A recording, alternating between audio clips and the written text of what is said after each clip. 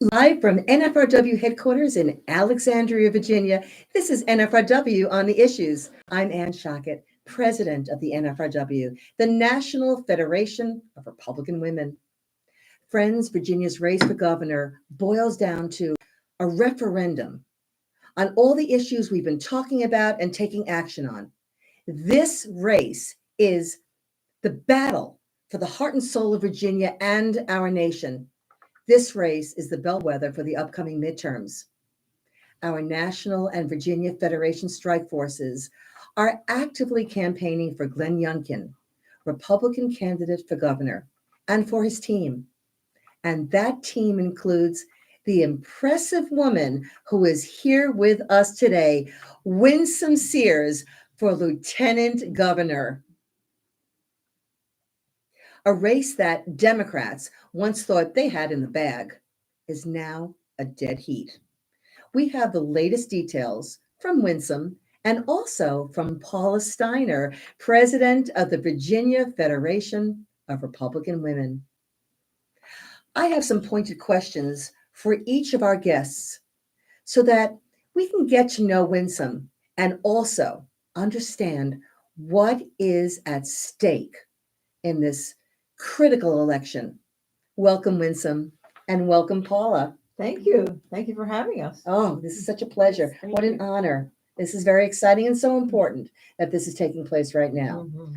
So, Winsome, Yes. please tell us a little bit about yourself, about your background, and why you feel you're especially qualified for the #2 position in the Commonwealth of Virginia. All right. So my story, I used to say, starts with my father, but actually it starts with my grandfather because he came to America in the 30s as an apple picker, fruit picker. Yeah. And, took some money, got some money home so that he could support his family. And then my father came in 1963, August 11th, and that was just 17 days before Martin Luther King Jr. gave his I Have a Dream speech. That's right. Yes.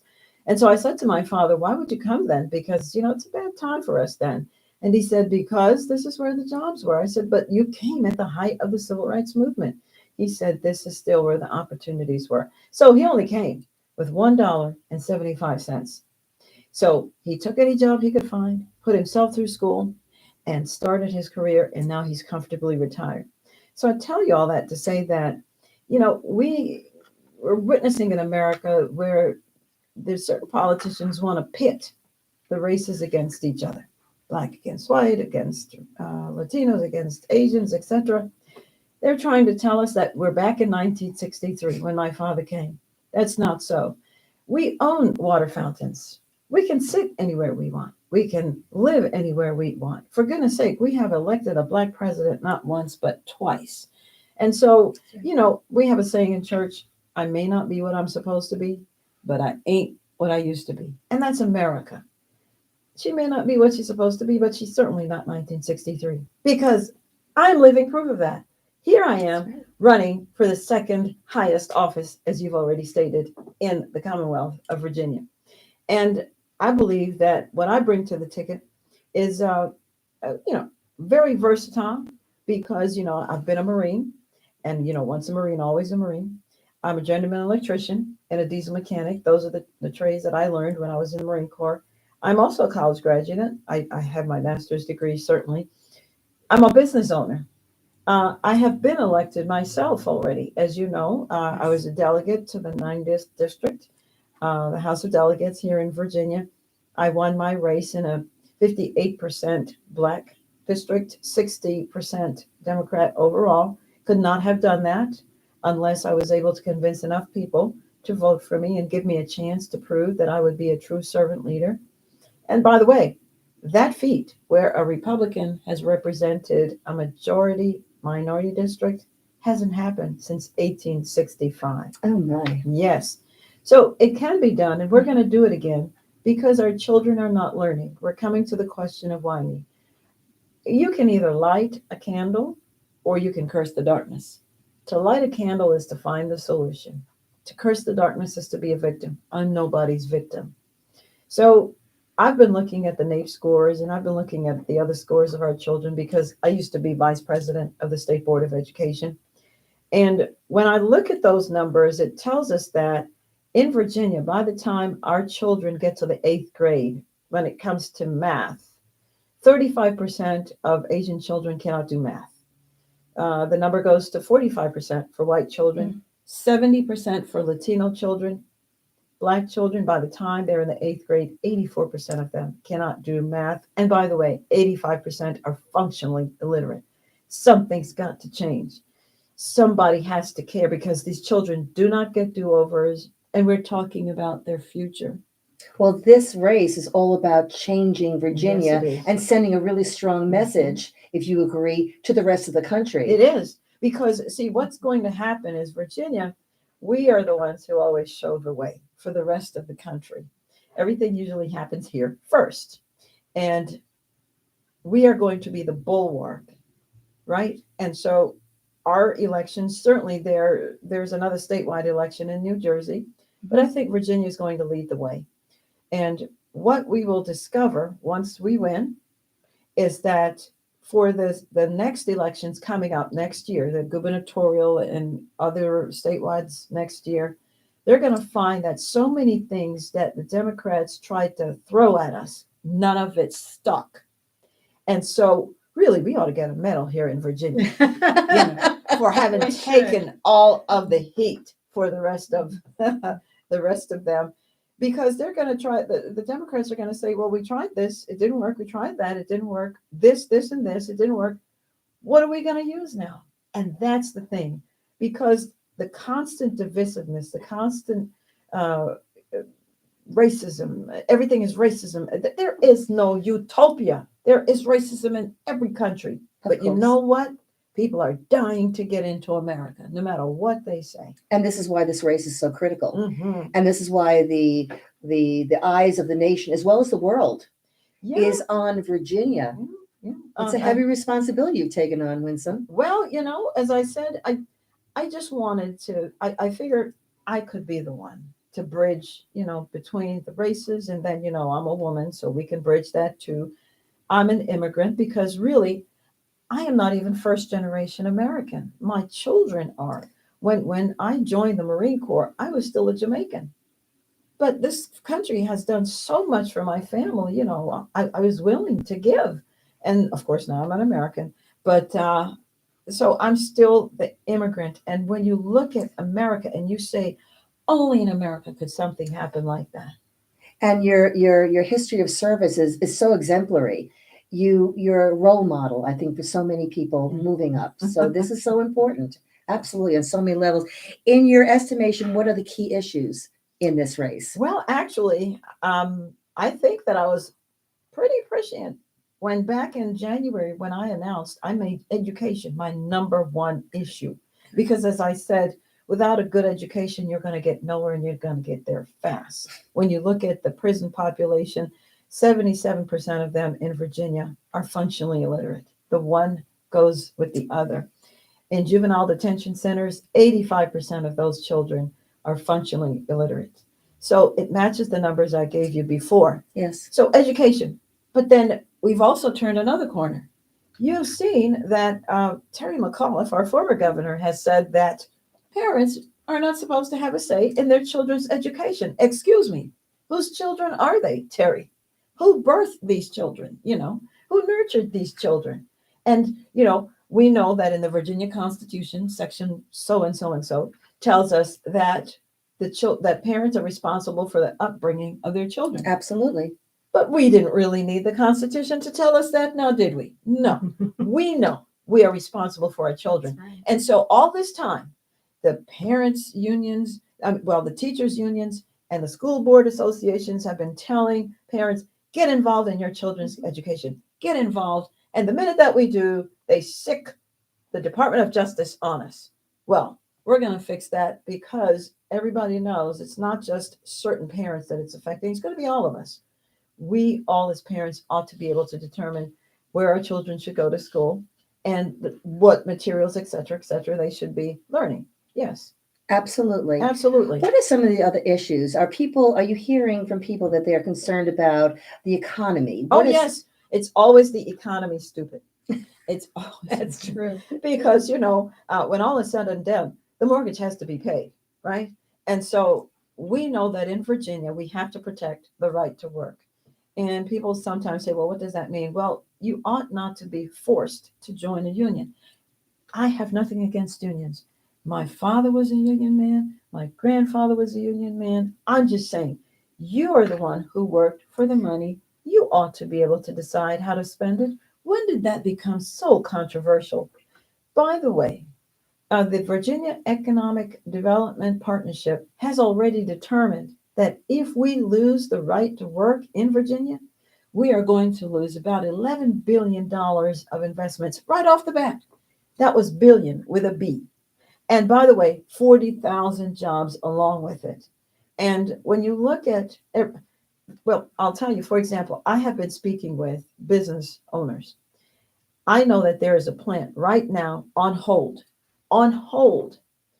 They are waiting to see what will happen in November. And if Republicans don't win, that plant is not going to be built. It is going somewhere else. I've already been told that. That's very telling. That That's- truly is telling. I think that I read somewhere, and you can correct me if I'm wrong, that more people are leaving Virginia than are coming into I believe Virginia. I've heard that statistic, and that's, we want our children in Virginia to stay in Virginia. Sure. Furthermore, we want our military to stay here as well because, they have all that technical knowledge, all those leadership skills.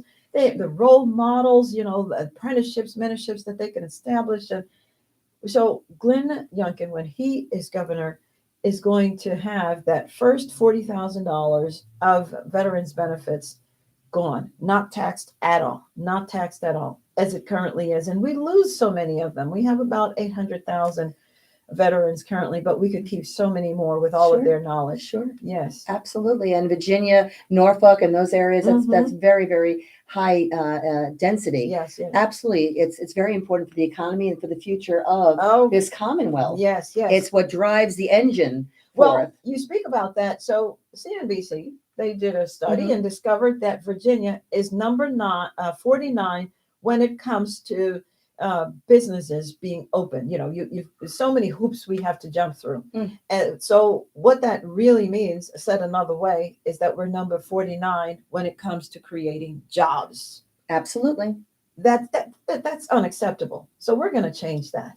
And it's unacceptable to see that there are red states in close proximity to Virginia that are doing so much better. Well, North Carolina, our border state, they have created 7 times the number of jobs that we have created in Virginia. Let's see, Tennessee has created 6 times the jobs. So when you hear, the progressive side crowing about the numbers of jobs that no. When you look at everybody else, we are at the bottom of the barrel. It's unacceptable. Glenn Youngkin is going to change that. And by the way, another thing that we hear in Virginia, people want to feel safe. Go figure. We're not going to defund the police. Thank you. No. I mean, who are you going to call when they're breaking into your homes? Who are you going to call when you're being assaulted? I don't know karate. So we're going to have to change that, right? We're not defunding our police. We understand there are bad apples in every profession, bad doctors, bad lawyers, bad teachers, bad policemen. We're going to get rid of them. And we're going to keep the ones that we have. And we're going to do some training because, mental health is an issue. And unfortunately, when it presents itself, it might look like something else. So we're going to do some training. Yeah, and social workers cannot replace police officers. No, they can't. Social workers are going to call the police. You might know that right here in Alexandria, they had gotten rid of their SROs, their officers in the schools, the school resource officers. And more fights, more violence, more this, more that. The teachers weren't safe. The kids weren't safe. The staff wasn't safe. So guess who decided that they were going to change that? Yes, they are now going to bring back the SROs. But we could have told them that. It's common sense. Absolutely. Don't break something don't fix something that isn't broken. Absolutely. Broken, yes. So you're really, in essence, talking about bringing back quality of life and opportunity to this Commonwealth, which is what all of the United States is looking for. Yes, This is an American story. The Virginia story, your race, is an American story. Yeah. Paula, we have boots on the ground from people in Virginia and throughout the United States, actual boots on the ground and women calling in from all over the country. What states have been represented? Where have our members been coming from to be here to help out in Virginia? Well, I don't want to go through the list of states, but we've had 15 to 20 states. I need to look at who's actually signed up for the strike force again. But I want to give a great shout out to the Alabama Federation of Republican Women. Thank you so much for coming here personally to Virginia Beach to help us win this election. It is crucial. And thank you to our ladies who have joined the many Zoom calls, learning how to do campaign sidekick. It is going to make a difference with all the phone calls that you're making. It frees up our Virginia ladies to do crucial election integrity work, to be poll watchers and also election officers. All eyes need to be on these ballots, especially as we start this week with our absentee ballot processing. Thank you for all of the work that you're doing. You know, Winsome has described a situation that really impacts this nation. In your estimation, why is this race as important to Virginia as it is to the rest of this country, Paula? I think it sends a message that we're feeling nationwide of government wanting to get in between parents and their children. And you know the old saying, the hand that rocks the cradle rules the world. And Democrats have come to realize that, and they're trying to get in between parents and their children in this woke philosophy of critical race theory, as Winsome mentioned. Winsome also mentioned the Department of Justice and the National School Board Association policies of calling people like me domestic terrorists, just because we've opposed how history is taught in the classroom. We oppose sexually explicit material in libraries. We oppose transgender policies that have developed into the assault of 2 girls in Loudoun County. That is despicable, and the country will not stand for it anymore.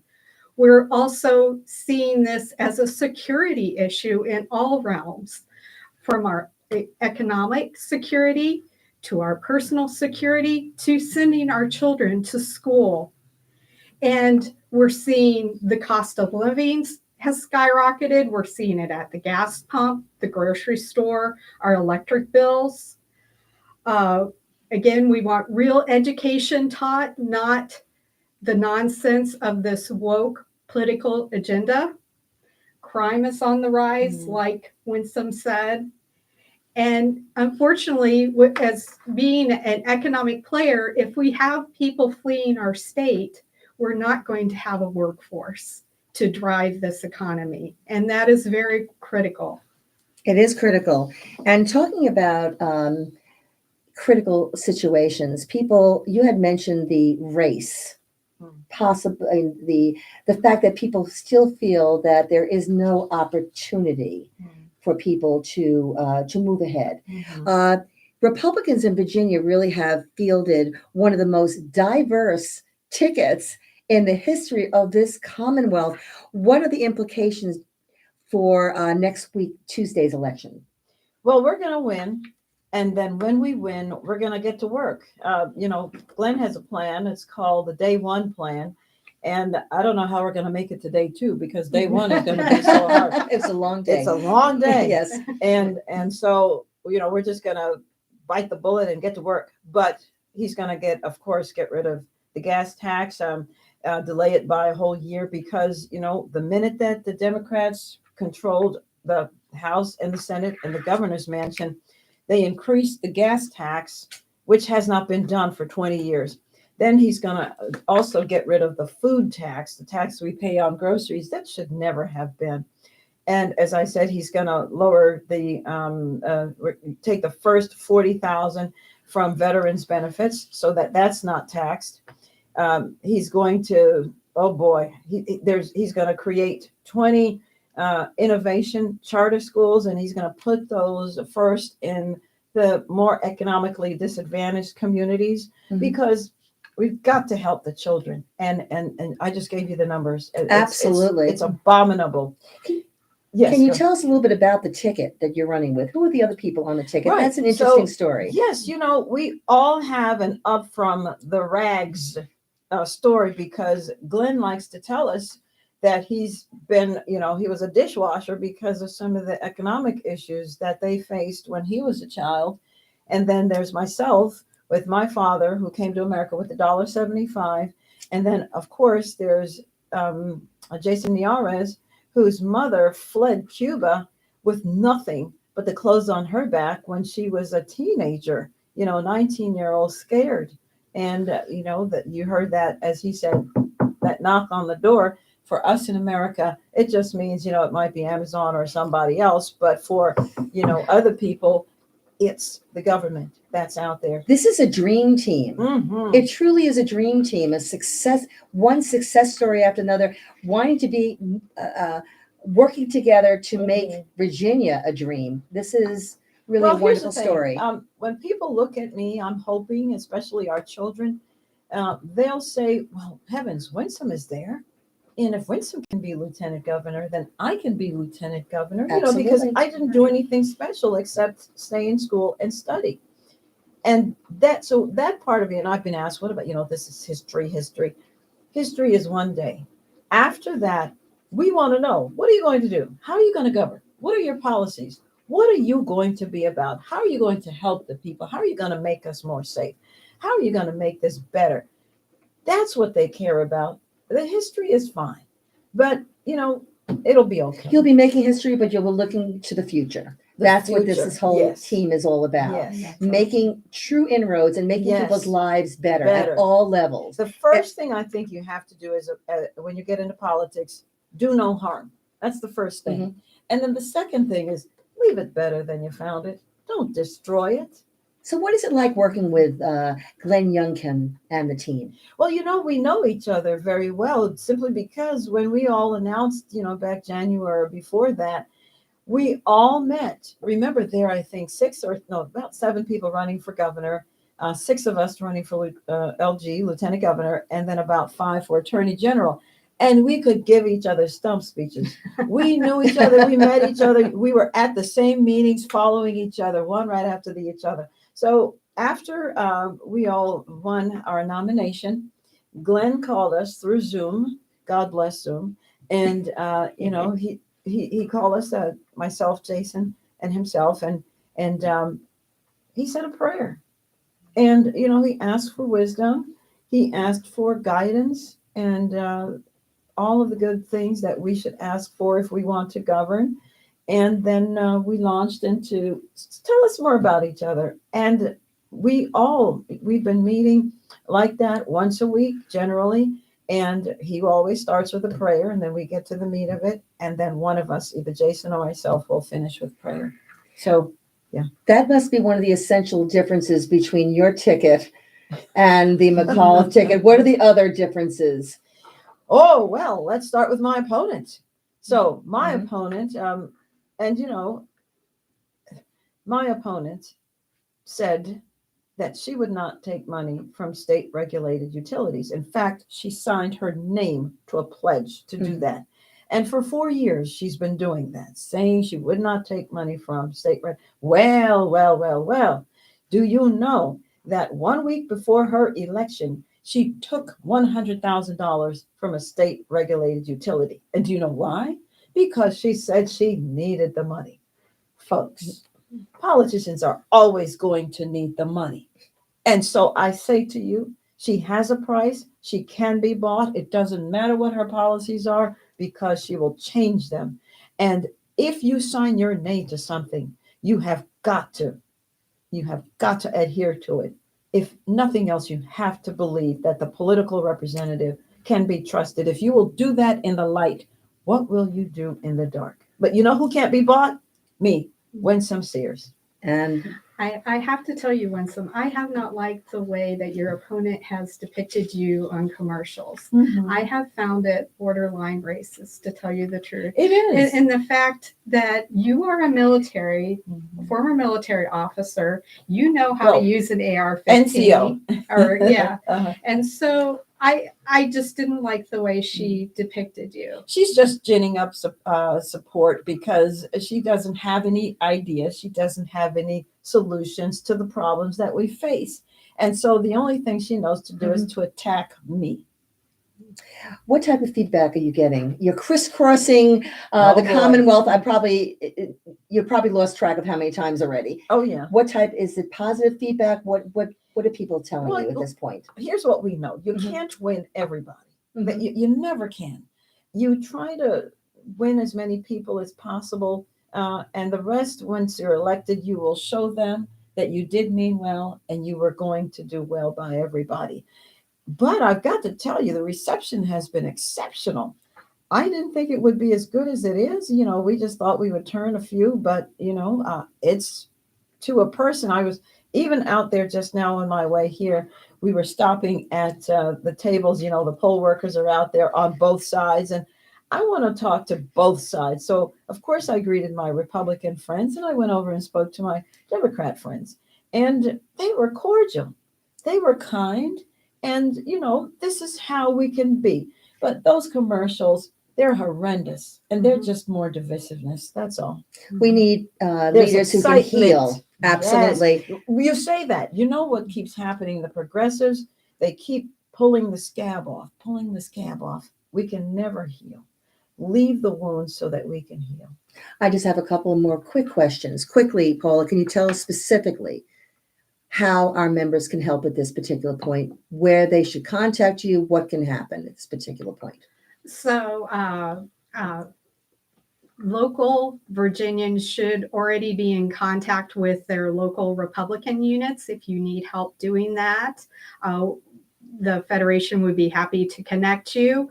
Additionally, to our NFRW sisters across the nation, we would like your help making phone calls. That is one way that you can help, and you can contact me at president@vfrw.org for more information. And also look for our Capital Connection from NFRW and any type of action alerts. Winsome, this is going to be quite a victory party on November 2. I can feel it from what you're telling us. To it. Any last thoughts to share with our listeners? Vote, vote, vote. This is America. We must take charge of our liberties. Otherwise, we will lose them. None other than Ronald Reagan, 57 years ago, 20 years before he became president, said this: "You and I have a rendezvous with destiny." And it only takes this little bit for us to fall into 1,000 years of darkness. He said that 57 years ago. Vote. Absolutely. Thank you for being in the fight. Yes. and being a leader in this charge. Thank you. Thank you, Paula. Thank you. I'm surrounded now by two remarkable leaders, people who have given so much of their time and energy to make their communities and their state and this nation better. Thank you both so much. And for all of you listening out there, let's help this remarkable woman make history as the next Lieutenant Governor of Virginia. Let's get involved now in this crucial race. Only 1 week left until Election Day, November 2. And as we all know, every single moment counts. Every single vote counts. Your help is truly critical to success. Winsome and Paula, let's review the details once again on how people can donate their time, money, and other resources. Any last thoughts on that? WinsomeSears.com. Click the donate button, because I tell you, it's not magic. We've got to get the message out, and it takes the funds to do that. And then, as you've already heard Paula say, what is the email? President@vfrw.org to make calls for campaign sidekick or to be connected with your local unit. Thank you. Thank you both so much. And thank you to everyone who's going to get involved in this race. Friends, thank you also for joining us for another NFRW on the issues. Be well and be safe. Okay,